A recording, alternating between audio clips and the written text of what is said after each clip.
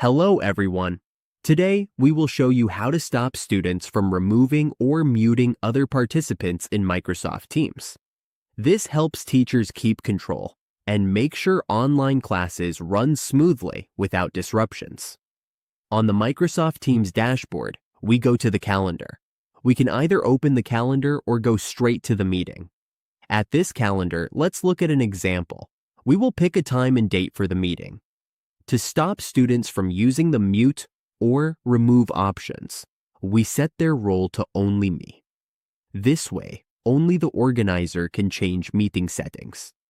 Remember to save after making this change. Once we save, only the organizer will have these permissions. And that's how you prevent someone from muting others. With the right meeting settings, we can create a safer and more organized virtual classroom.